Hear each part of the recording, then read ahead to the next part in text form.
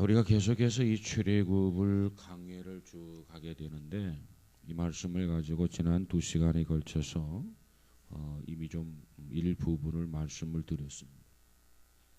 주제를 무엇으로 선택했느냐면 광야에 갇힌 바 되었을 때, 광야라고 하는 것이 결코 좋은 곳이 아닙니다.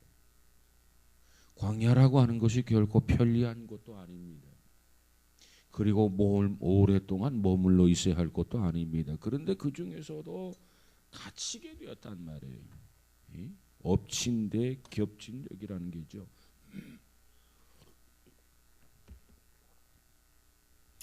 그래서 오늘 본문에 보면 이스라엘 백성들이 지금 어디에 갇혔느냐?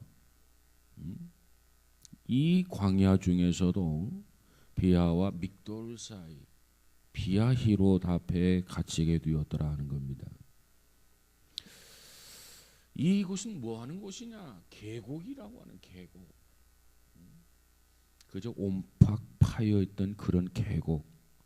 그래서 꼼짝없이 이제는 갇혔어요. 이제 꼼짝없이 죽었구나. 왜 하나님께서 그곳으로 인도하셨을까? 하나님께서 이스라엘 백성들을 애굽에서 출애굽을 할 때는 이 백성들을 어느 곳에 모아놓고 몰살시키려고 하는 하나님의 의도가 아니라 이 백성들을 살리려고, 구원받게 하시려고, 가나안 땅으로 인도하시려고 모세를 통해서 출애굽을 시켰는데 어떻게 이와 같이 계곡 속에 갇히게 되었는가? 왜 이곳으로 하나님께서 인도하셨는가? 여기에는 하나님의 섭리가 있다, 이렇게 말씀을 드렸습니다. 이 비아히롯이라고 하는 말은 구출이라고 하는 말이고, 바알스본이라고 하는 말은 바알이 내려다본다, 그런 뜻입니다. 지금 이 바알이 내려다보고 있단 말이에요. 그런 가운데서 하나님이 이 백성들을 멋있게 구출하는 역사를 위해서 하나님은 이곳으로 계곡으로 인도해서 이곳에 갇히게 했다는 거죠. 여기는 하나님의 섭리가 있었어요. 어떤 섭리가 있었느냐? 자, 바로가 이 백성들을 놓아주게 될 때 그저 마음에 우러나와서 기쁨으로 잔치를 열면서 환송식을 한 게 아닙니다. 못마땅하지만 어쩔 수 없어서, 배가 아프지만 다른 방법이 없어서 이 백성들을 놓아준 거지요. 그러면서도 미련이 남아서 이 백성들이 어떻게 광야로 빠져나가는지 그걸 지켜보도록 명령을 합니다. 그런데 돌아와서 보고하는 말을 보니까 이 백성들이 죽을 계곡으로 가고 있더라는 거예요. 막혀있는 계곡으로 들어가고 있다고 하는 걸 보고했어요. 그래서 그 모습을 보면서 다시 바로의 마음이 달라지게 되죠. 다른 생각을 품기 시작하죠. 야, 다시 애굽 사람들을 가서 잡아와라, 이스라엘 사람들을. 그래서 종살이하고 노예로 다시 부려먹어야 되겠다, 이런 마음을 가지고 이 바로가 총동원령을 내리게 됩니다. 바로가 신임하는 장수를 동원하게 되고, 친위대를 동원하게 되고, 전차 600승을 동원하게 되고, 그래서 이스라엘을 기세등등하게 사로잡기 위해서 추격을 하게 됩니다. 아마 바로는 이때까지만 해도 이 내심 품고 있는 마음은, 야, 이스라엘을 끝이다, 하나님이 저들을 버렸나 보다, 하나님이 저들을 버리지 아니했더라면 어떻게 저들이 계곡 속으로 기어 들어가고 있을까? 무덤 속으로 기어 들어가고 있게 되었을까? 아마 하나님이 버렸나 보다. 그러한 의기양양하게 추격을 했지만 그것이 이스라엘 백성들이 마지막의 연장이 아니라 바로가 종말을 고하는 끝이 되었더라라고 하는 것이 성경이 우리에게 깨닫게 하시는 메시지입니다. 그러면 하나님께서 왜 이렇게 하셨는가? 이렇게까지 하신 이유가 무엇인가? 그것은 바로 이 일을 통해서 하나님이 영광을 받으시고 여호와가 어떠한 사람인 것을 지금 누가 바라다 본다고요? 발이 내려다보고 있단 말이에요. 그래서 하나님이 영광을 받으시고 모든 사람으로 하여금 여호와는 정말 여호와인 줄 알게 하려고 하나님이 이와 같이 역사하셨더라. 그래서 이 백성들은 죄악의 상황 속에서 극적으로 하나님의 위대하심과 하나님의 위대하신 전승을 몸소 체험하게 되었더라. 하나님은 우리가 할 수 없을 때 하나님이 역사하십니다. 그러므로 이제는 어떤 방법이 없겠다. 이제는 포기할 수밖에 없다. 이제는 절망적이다. 이런 판단을 하게 될 때 하나님께서는 아직 끝이 아니다. 아직 희망이 있다. 그러면서 하나님이 역사해 주시는 것을 믿으시기를 바랍니다. 이와 같은 상황 속에서 이스라엘 백성들에게는 두 가지 반응이 일어났다고 그랬어요. 하나는 어떠한 반응이 일어나게 되느냐? 하나님은 또 하나는 두려워했다는 거죠. 두려워. 이거 뒤에서는 바로의 군대가 추격해 오고 마병의 소리가 요란스럽고 이런 가운데서 두려워하지 않을 사람이 누가 있겠습니까? 그런 두려움 속에서 어떻게 저들이 신앙적으로 그런 두려움을 극복하게 되느냐? 하나님 앞에 부르짖는 거죠. 그러면 왜 저들이 두려움을 갖게 되느냐? 두려움을 갖게 되는 이유를 보면 우리의 시선이 바로 군대에 머물러 있을 때는 두려움을 갖게 됩니다. 바닷물이 흉흉해요.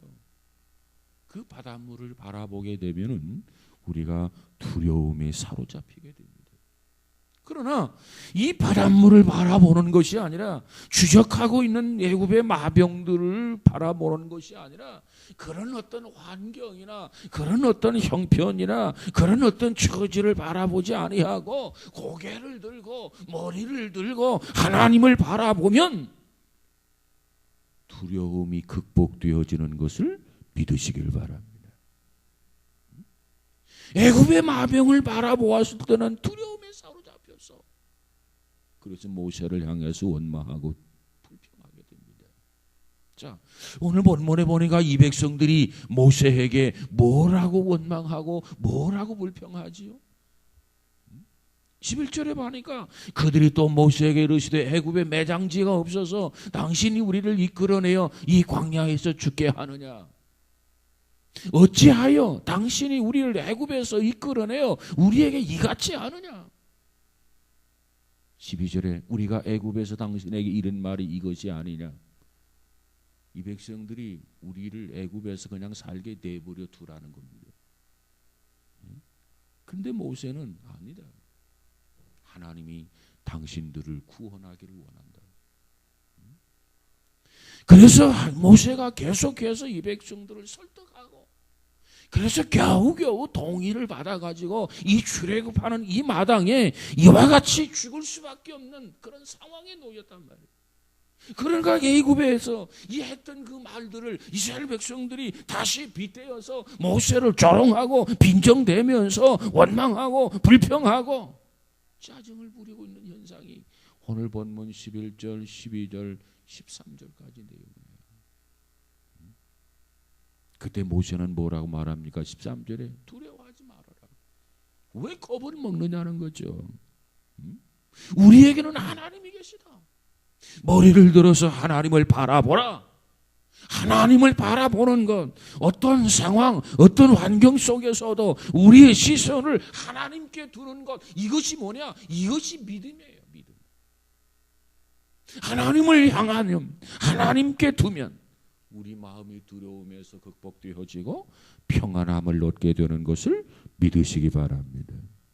그래서 우리가 평안해지는 거예요. 믿음 있는 사람은 평안을 회복합니다. 내가 너희에게 평안을 준다. 여러분, 우리에게 이와 같은 평안이 충만하기를 주의 이름으로 축원합니다. 세 번째로 오늘은 하나님의 구원의 처방에 대해서 말씀드리고 싶습니다. 자, 14장 13절을 한번 다시 볼까요? 13절 시작. 모세가 백성에게 이르되 너희는 두려워하지 말고 가만히 서서 여호와께서 오늘 너희를 위하여 행하시는 구원을 보라. 너희가 오늘 본 애굽 사람을 영원히 다시 보지 아니하리라. 그랬어요. 자, 이 백성들을 구원하기 위하여 내리셨던 하나님의 처방, 첫 번째로 두려워하지 말라는 겁니다. 두려워하지 말아라. 지금 잔뜩 두려움에 사로잡혀 있는데 두려워하지 말아라. 그리고 세 번째로 좀 가만히 좀 있어라. 우왕좌왕하지 말고, 불평하지 말고, 원망하지 말고, 좀 진득하게 좀 참고 좀 더 기다려봐라. 그리고 세 번째 처방이 뭡니까? 보라는 겁니다. 보라. 무엇을 보라는 것입니까? 하나님이 행하시는 구원을 보라는 거예요.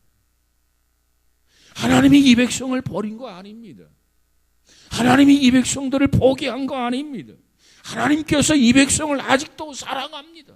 하나님은 이 백성들을 반드시 구원할 것입니다. 그래서 하나님이 행하시는 구원을 보라.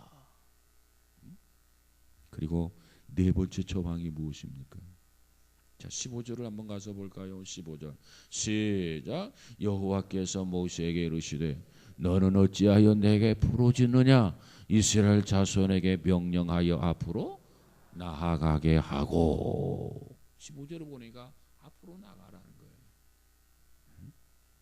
이렇게 하나님은 네 가지 처방을 내리셨습니다.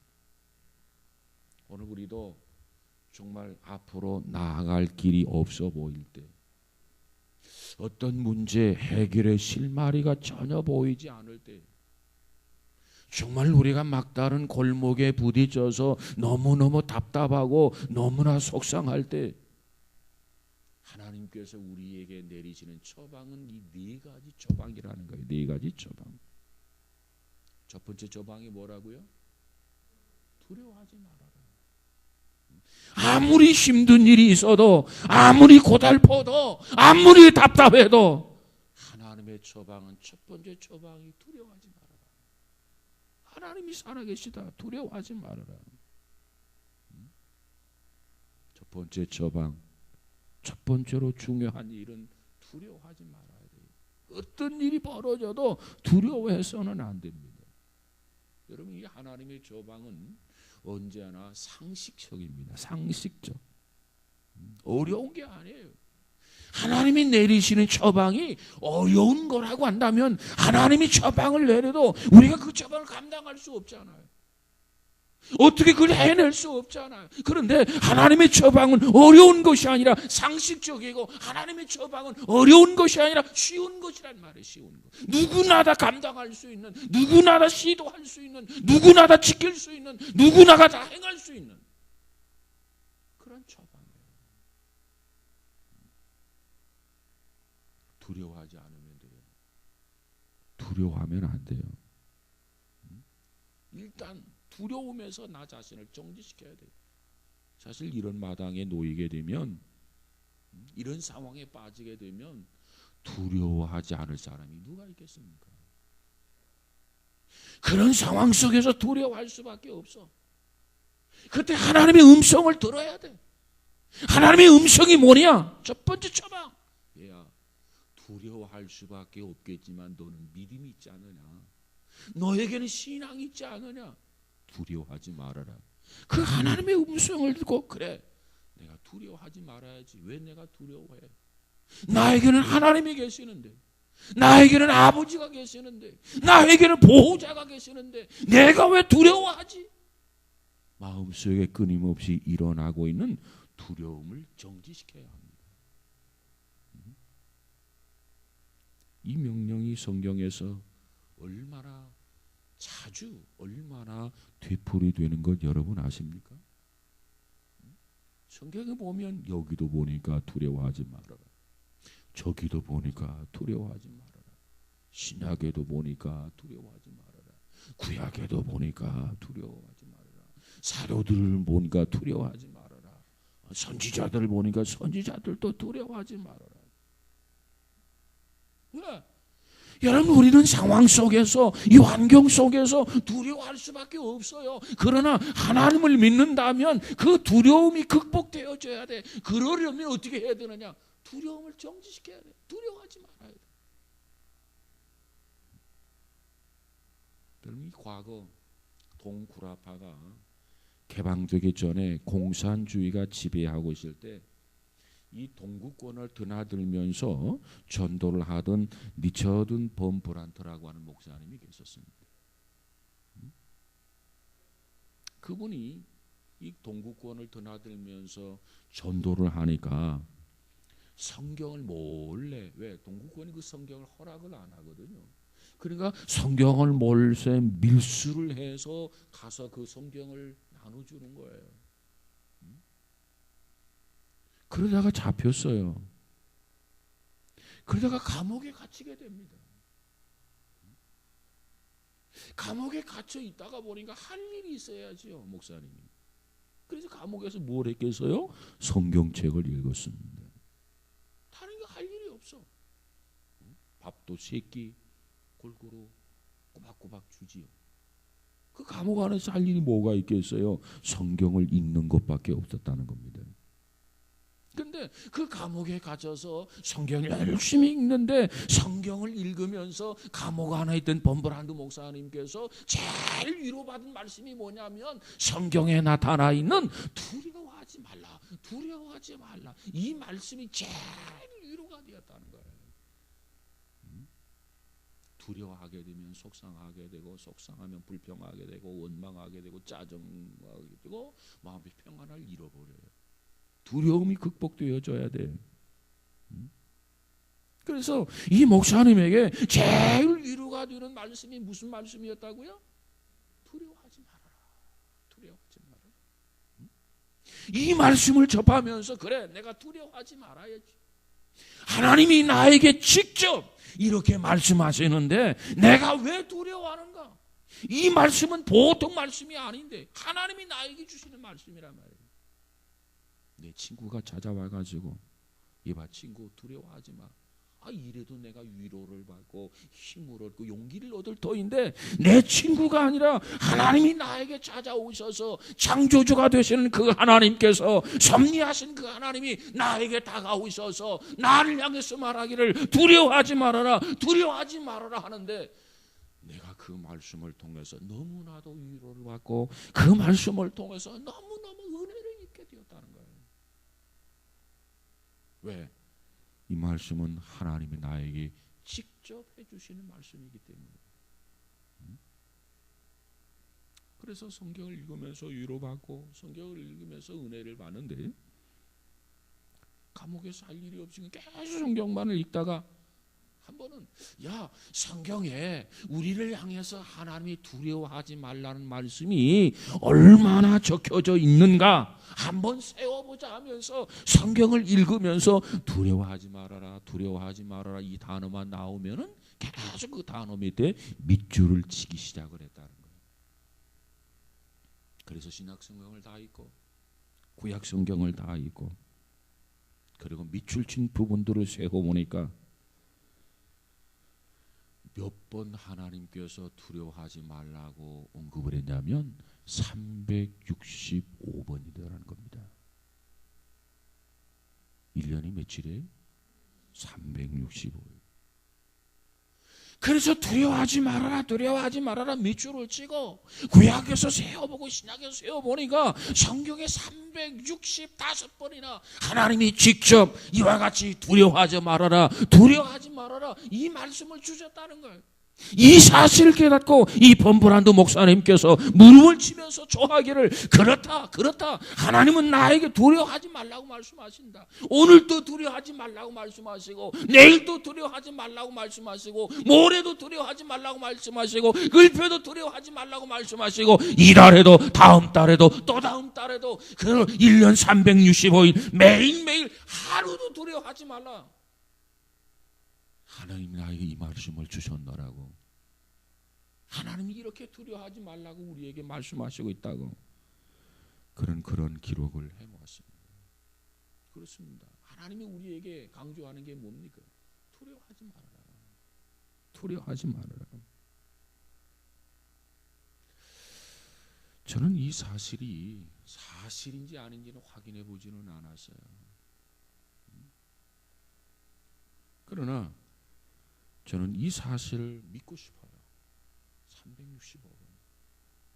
여기에는 단순히 숫자적인 개념에만 의미가 있는 게 아니라 매일매일 1년이면 1년, 2년이면 1년, 평생이면 평생 우리는 두려워하지 말아야 내 신앙이 건강해지고 하나님을 영화롭게 해드리고 기쁘게 해드리는 성도가 되게 될 줄로 믿습니다. 두려워하지 말아라. 여러분, 이 두려워하지 않는 방법 중에 하나가 뭐냐면 어떤 고통이나 어떤 악에도 한계가 있다는 거예요. 한계가 있다. 그걸 인식하고 그걸 믿게 되면 어떤 악이나 어떤 고통이나 어떤 역경에도 두려움을 극복할 수가 있어요. 한계가 없다라고 생각한다면 더 겁이 나겠죠. 그러나 반드시 한계가 있다고 하는 거예요. 한계. 여러분, 우리 모두에게도 이와 같은 믿음이 있어서 어떠한 어려움도 정말 극복하고 어떠한 시험도 감당해낼 수 있는 믿음의 사람이 되시기를 주의 이름으로 축원합니다. 어떠한 악에도 한계가 있다고 말이에요. 어떠한 시련에도 한계가 있다고 말이에요. 우리가 잘 아는 존 버년의 철로 역정이라는 책이 있어요. 거기 보면 크리스찬이 등장하게 되죠. 크리스찬. 이 사람이 좁은 문을 이렇게 통과하게 되고 이 좁은 문을 통과하면서 미궁이라고 하는 문 앞에 이렇게 다다르게 됩니다. 미궁. 좁은 문을 힘들게 통과하고 미궁이라는 문 앞에 다다르게 되는데 그 미궁이라고 하는 문 앞에 다다랐을 때 그 앞에는 뭐가 있었느냐면 으르렁거리고 있는 두 마리의 사자가 있었어요. 힘들게 좁은 문을 통과하면서 너무너무 힘들고 너무너무 고달프다고 말이에요. 그래서 그 미궁이라고 하는 그곳에 들어가서 안식 좀 쉼을 가졌으면 좋겠다. 이 안식이 필요했는데 그 집에 그 아름다운 집에 들어가서 쉬어야 되겠는데 그 집에 들어가려고 하다 보니까는 그 앞에 사자가 두 마리 으르렁거리고 있는 거예요. 그래서 사람들은 무서워서 더 이상 전진하지 못하고 좁은 문은 힘들게 통과를 했는데 좁은 문은 힘들게 지나쳤는데 그곳에 들어가서 안식을 취해야 되는데 그 사자가 으르렁거린 것을 보면서 무서움에 사로잡혀서 더 이상 전진하지 못하고 많은 사람들이 거기에서 도망치고 거기에서 포기하고 거기에서 타락하고 주저앉게 됩니다. 그런데 이 크리스천이라는 사람은 좁은 문을 통과했어요. 내가 저 길을 통과해야 안식을 얻을 수 있는데 내가 저 길을 통과해야 승리할 수 있는데 그런데 생각은 그런데 사자가 으르렁거리고 있단 말이에요. 사자. 두려움에 사로잡혀요. 그러면서도 두려움을 극복합니다. 그리고 용기를 내어서 한 발자국 한 발자국 조심스럽게 마음은 두려움이 생기죠. 그 두려움을 극복하면서 한 발자국 한 발자국 이렇게 발을 옮기게 됩니다. 그리고 좀 가까이 가고 좀 가까이 가고 조금 가까이 가더니 그곳에 문지기로부터 조그마한 음성이 들려져 와요. 그 음성은 무슨 음성이냐? 이 사자들은 줄에 매여져 있다는 거예요. 그냥 풀어져 있는 사자가 아니라 이 사자들은 매여 있다는 거예요. 매여 있다. 그러니까 걱정하지 말고 오라는 거예요. 문지기 이 소리가 가만히 작은 소리가 들렸어요. 그랬을 때 이 크리스천이라고 하는 사람이 그 소리를 듣고 정말 눈을 부릅뜨고 보니까 사자가 으르렁거리고 있는데 풀려져 있는 게 아니라 그 사자가 쇠사슬에 매여져 있더라는 거예요. 아, 그렇구나. 그래서 이 크리스천이 정신을 똑바로 차리고 좌로나 우로나 치우치지 아니하고 그 정 가운데로 조심스럽게 다가갔더니 괜찮더라는 거죠.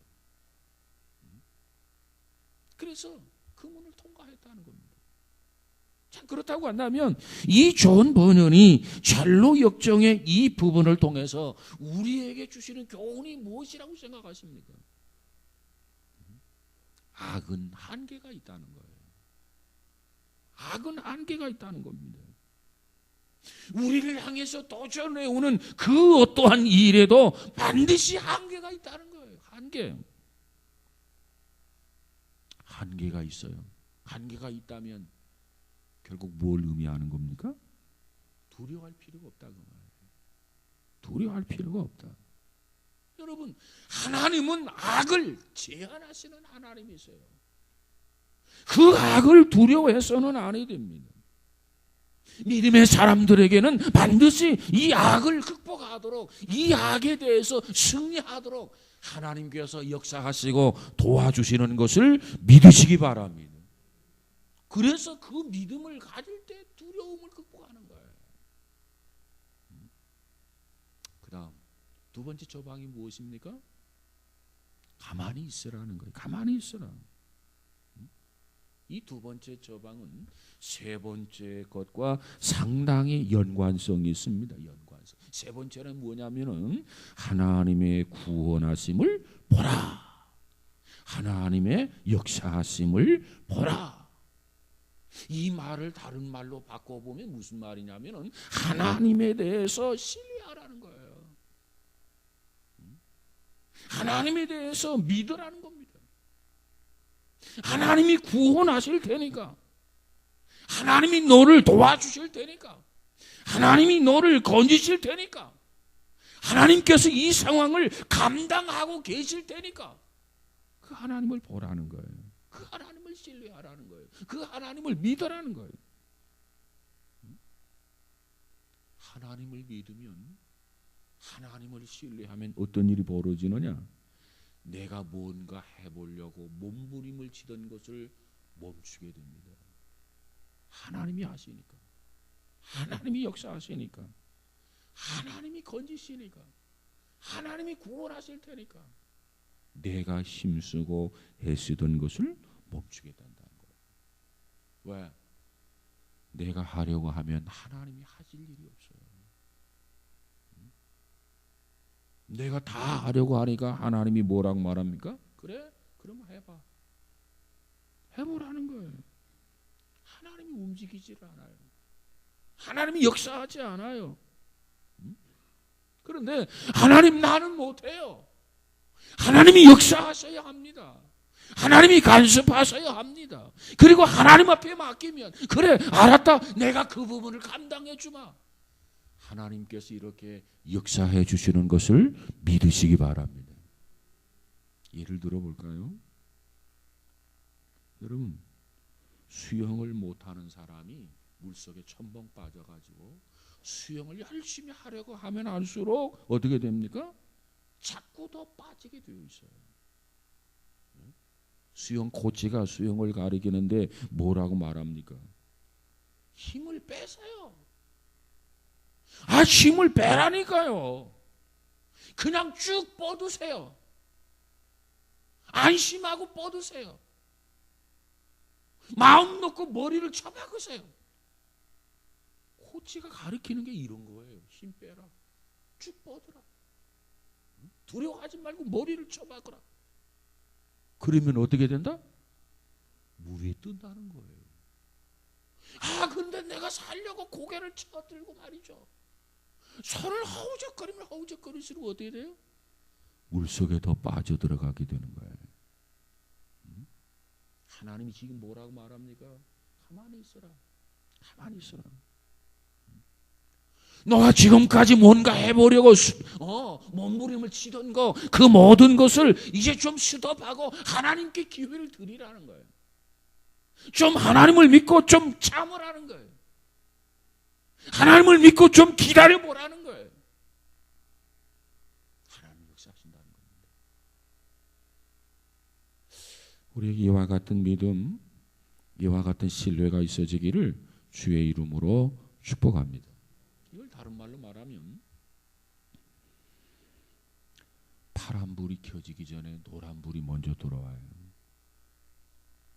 노란 불이 켜져 있어요. 그러면 어떻게 해야 되죠? 서야 돼요. 노란 불은 진행 신호가 아닙니다. 노란 불은 가라는 말이 아니에요. 노란 불은 서라는 겁니다. 일단 서라는 거예요. 뭘 위해서 서라는 거예요? 사고를 방지하고 안전을 위해서 서라는 거예요. 이게 서라는 그 표시가 바로 노란불이에요. 그러니까 가만히 있는 시간은 하나님을 향한 우리의 신뢰를 준비하는 시간입니다. 지금까지 내가 막 애쓰고 힘썼어요. 막 몸부림을 쳤어요. 그런데 그 모든 수고를 딱 놓고 좀 가만히 있으라는 거예요. 이제 몸부림을 치지 말고 좀 가만히 있으라는 거예요. 하나님 앞에 기회를 드리라는 거예요. 그러면 하나님이 역사하신다는 겁니다. 여러분, 두려움이 사로잡힐 때, 두려움이 생겼을 때 두려워하던 것을 스톱, 정지시키고 정말 좀 더 하나님이 역사하시도록 기다리는 믿음의 사람들 우리 모두가 다 되시기를 주의 이름으로 축복합니다. 에레미야 애가 3장 26절에 가서 보니까 이런 말이 있어요.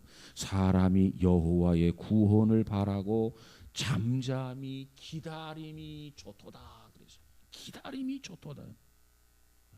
왜 기다리느냐? 하나님이 날 구원해 주시리라. 그걸 믿고 잠잠히 기다림이 좋도다 그랬어요. 우리가 지금까지 우리의 노력, 우리의 수고, 우리의 몸부림이 많았지만 그것을 스톱하고 하나님 앞에 좀 잠잠히 기다리는 지혜로운 성도가 되시기를 주의 이름으로 축복합니다. 그 다음 세 번째 처방이 뭡니까? 보라. 이제 하나님의 역사하심을 보라는 거예요. 하나님의 간섭을 보라는 거예요. 하나님 앞에 다 맡겼습니다. 믿습니다. 아멘. 그럼 다 맡겼어야죠. 하나님 앞에 맡기고 믿습니다. 아멘. 그 다음이 중요한 거야. 그 다음이 왜 중요하느냐? 많은 사람들이 하나님 믿습니다. 하나님께 다 맡겼습니다. 하나님이 역사해 주세요. 아멘. 그래 놓고는 그 다음 또 어떻게 하지? 또 자기 수고를 한단 말이에요. 또 자기 노력을 시작한단 말이에요. 또 고민에 빠진단 말이에요. 아니 이전보다 더 큰 두려움에 사로잡히게 된단 말이에요. 그래가지고는 하나님의 역사를 볼 수 없어요. 맡겼으면 맡긴 그대로, 하나님을 신뢰했다면 신뢰한 그대로 하나님의 역사하시리라는 믿음을 가지고 기대하면서 기다릴 수 있는 믿음의 사람 우리 모두가 다 되시기를 주의 이름으로 축복합니다. 하나님이 역사하실 터인데, 하나님이 간섭하실 텐데 과연 하나님이 어떻게 역사하실까? 하나님이 어떤 방법으로 간섭하실까? 하나님이 무엇을 통해서 일하실까? 뭔가 기대를 가지고 하나님 앞에 찬스 드린 거, 하나님이 어떻게 선용하시는지를 기다릴 수 있는 믿음의 사람 우리 모두가 다 되시기를 주의 이름으로 축복합니다. 하나님은 역사의 주인이십니다. 하나님은 세상을 창조하신 하나님이십니다. 하나님은 환경의 주인이신 하나님이십니다. 모든 사건의 주인이신 그런 하나님이시란 말이에요. 그 하나님이 뭐라고 말합니까? 하나님을 사랑하는 자, 그 뜻대로 부르심을 입은 자들에게는 어떻게? 모든 것이 합력하여 선을 이루시는 하나님이라고 그랬어요. 하나님이 어떻게 선을 이루실까? 좀 기대하면서 그 하나님을 바라보는 믿음의 사람 우리 모두가 다 되시기를 주의 이름으로 축복합니다. 그 다음 마지막 네 번째 처방이 있어요. 네 번째 처방이 뭐냐? 네 번째 처방은 앞으로 나아가라는 겁니다. 앞으로 나아가라. 계속해서 가만히만 있어서는 안 돼. 금년에도 계속 가만히 있고 내년에도 계속 가만히 있고 후년에도 계속 가만히만 있고 이거 하나님의 뜻이 아니에요. 하나님은 우리에게 계속 가만히 있는 것을 요구하는 하나님이 아닙니다. 그러면 하나님은 어떻게 하시느냐? 하나님은 우리에게 때를 주시는 그런 하나님이세요. 하나님을 바라보면서 가만히 있어요. 그때 하나님이 때를 주신단 말이에요. 그 때가 어떤 때냐? 야, 이제는 행동해야 할 때이다. 야, 이제는 일어나야 할 때이다. 야, 이제는 앞으로 가야 할 때이다. 그 신호가 올 때까지 기다리는 거예요. 그 신호가 올 때까지 참고 인내하는 거예요. 여러분, 우리들보다 앞서서 믿음으로 살았던 믿음의 선배들의 공통된 충고가 하나가 있습니다. 그 공통된 충고가 뭡니까? 이 말을 제일 좋아하던 사람이 영국의 브리스톨에서 살았던 믿음의 사람 조지 물러라고 하는 사람, 조지 물러. 이 사람이 뭐라고 말하냐면 절대로 주님보다 앞서지 말아라. 무슨 일이 있어도 주님보다 앞서지 말아라. 성령님보다 앞서지 말아라. 기도보다 앞서지 말아라. 앞서지 말고 하나님을 의지하라. 이것이 조지 물러가 제일 좋아하던 말입니다. 그러다가 기다리는 거예요. 그러던 중에 때가 찼어요. 하나님이 내게 가라고 말씀하십니다. 하나님이 내게 행동하라고 말씀하십니다. 하나님이 나에게 일어나라고 말씀하십니다. 이와 같이 하나님이 내게 어떠한 행동을 요구하시면 그때 아멘 하고 순종하세요. 그때 아멘 하고 앞으로 나가세요. 반드시 하나님이 역사해 주실 것입니다. 이것이 우리 신앙의 선배들이 우리에게 충고하고 있는 공통적인 충고예요.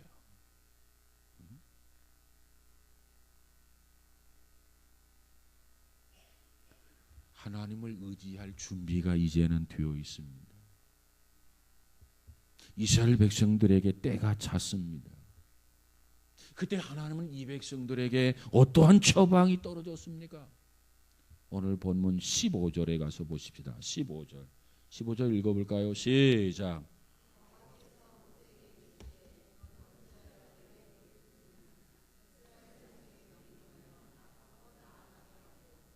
자, 오늘 이 말씀에 오니까 하나님께서 모세에게 말하기를 야 모세야 기도는 이제 그만하라 그 말이에요.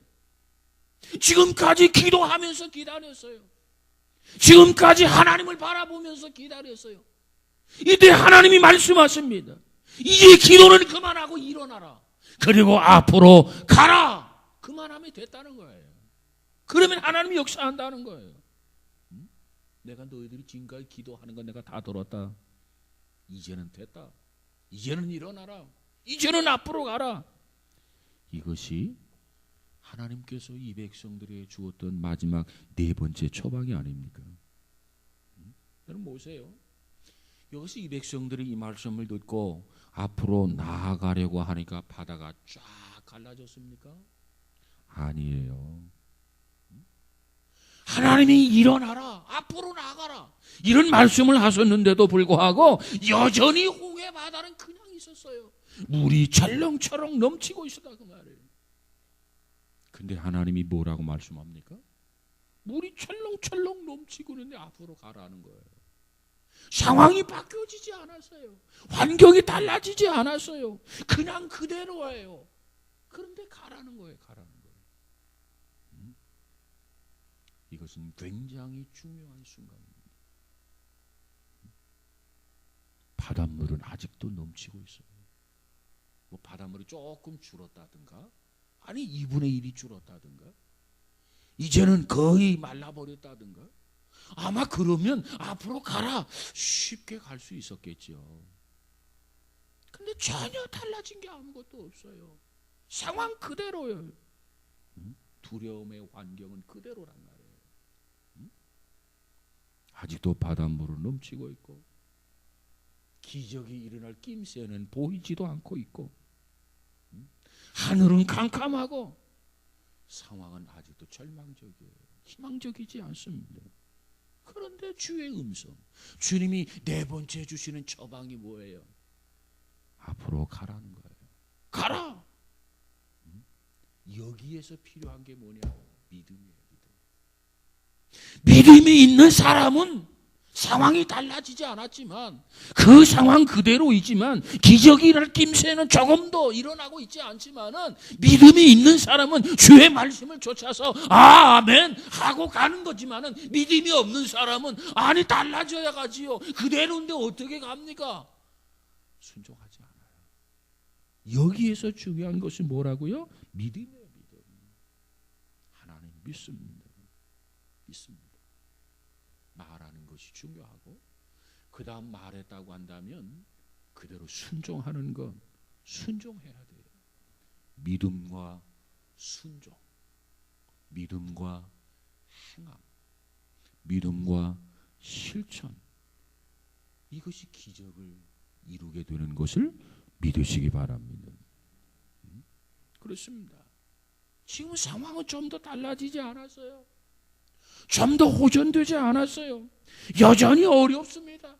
여전히 절망적이에요. 그럼에도 불구하고 모세가 이스라엘 백성들을 이끌고 이 홍해에 발을 디디는 순간 홍해가 갈라진 것을 믿으시기 바랍니다. 여리고에 발을 디디는 순간, 여리고 요단강에 발을 디디는 순간 요단강이 갈라지게 된 것을 믿으시기 바랍니다. 정말 바른 신앙이 뭐냐? 믿음을 가지고 행동하러 옮기는 거야. 이게 바른 신앙이에요. 하나님은 이 신앙을 우리에게 원해요. 믿음. 여리고성을 도는데 6바퀴 6일 동안 돌았어요. 6분의 1이 무너졌으면 얼마나 좋았겠습니까? 아니 6분의 5가 무너졌으면 얼마나 좋겠습니까? 아니 6바퀴를 돌았는데 7분의 6이 무너졌으면 얼마나 좋았겠습니까? 그런데 여전히 여리고성이란 말이에요. 모퉁이 귀 하나 떨어져 나간 게 없다 그 말이에요. 무슨 균열의 징조가 보이질 않았던 거죠. 그럼에도 불구하고 끝까지 믿음으로 마지막까지 행동으로 실천하며 돌아더니 여리고성이 무너지게 되었더라. 이게 믿음이에요. 이게 믿음. 여러분, 믿음이라고 하는 것은 평상시에 적당히 믿는 것이 믿음이 아니에요. 그런 상황 속에서 주의 말씀을 끝까지 믿고 순종할 수 있는 믿음이 살아있는 믿음이고, 그 믿음이 생명력이 있는 것이고, 그 믿음이 살아서 기적을 불러오는 것 믿으시기를 주의 이름으로 축복합니다. 믿음이 행동으로 옮겨져야 돼요. 믿음이 실천되어져야 돼요. 믿음이 순종으로 옮겨져야 돼요. 그럴 때 기적이 나타난단 말이에요. 그럴 때 하나님의 역사가 나타난단 말이에요. 믿음이 순종으로 옮겨지는 순간 어떤 역사가 일어났죠? 홍해가 갈라졌단 말이에요. 여리고성이 무너졌단 말이에요. 요단강이 갈라졌단 말이에요. 그게 뭐냐? 그것이 바로 하나님의 기적 아닙니까? 그것이 바로 주님의 역사가 아닙니까? 오늘 우리는 이 출애굽을 통해서 다시 한번 믿음이 왜 필요한가? 왜 믿음을 가지고 우리가 실천해야 되고 행동해야 되고 순종해야 하는가? 그 이유를 깨달아서 정말 여러분에게 크고 작은 어려움들, 두려움의 요인들을 다 극복하고 승리하고 하나님의 역사를 경험하는 계기가 되어지기를 주님의 이름으로 축원합니다. 믿음이 순종으로 행동으로 이루어지지 않는다면 결코 거기에는 기적이 없습니다. 아무쪼록 우리 모두가 그동안 믿음에 대해서 많은 외침이 있었는데 정말 이제는 좀 더 실천하는 순종, 행동하는 그러한 모습이 우리에게 있어서 믿음의 결과를 놓고 하나님 앞에 감사하고 찬양할 수 있는 귀한 성도가 다 되시기를 주의 이름으로 축복합니다. 기도합시다. 그리워하신 하나님 감사합니다.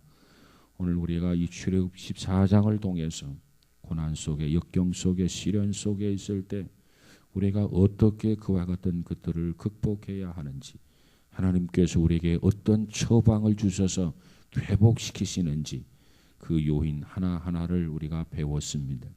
특별히 믿음을 가지고 마지막 순종하고 실천함으로 우리도 이 백성들이 경험했던 기적을 경험하고 하나님 역사를 체험하고 우리의 믿음이 더 견고하고 든든히 세워질 수 있는 귀한 성도들이 다 되어지도록 축복해 주옵소서. 이제 내일 저녁부터 우리가 작밤 기도회가 있습니다. 온 성도들이 함께 모여서 합심해서 기도함으로 하나님의 기적을 체험하는 귀한 은혜로운 시간들이 되어지게 하옵소서. 하나님의 역사하심, 하나님의 기대하심을 우리가 채워드릴 수 있는 귀한 성도들 되어지게 하옵소서. 온 성도가 무엇보다도 깨어서 기도하게 하옵소서. 기도가 왜 중요한지, 왜 기도를 해야 하는지, 기도하지 않는 죄를 범해서는 안 되는 이유가 왜 그런지를 알아서 정말 쉬지 말고 기도하고 낙심치 말고 기도하고 낭망하지 아니하고 끊임없이 기도할 수 있는 우리 모두가 다 되어지게 하옵소서. 성령께서 특별히 도와주시고 인도하시고 축복해 주옵소서. 예수님 이름으로 기도하옵나이다. 아멘. 교회 소식 전해드리겠습니다. 내일부터 5일 동안 작밤 특별 기도회가 있습니다. 함께 깨어서 기도할 수 있도록 준비해 주시기 바라고요. 이 기간 동안에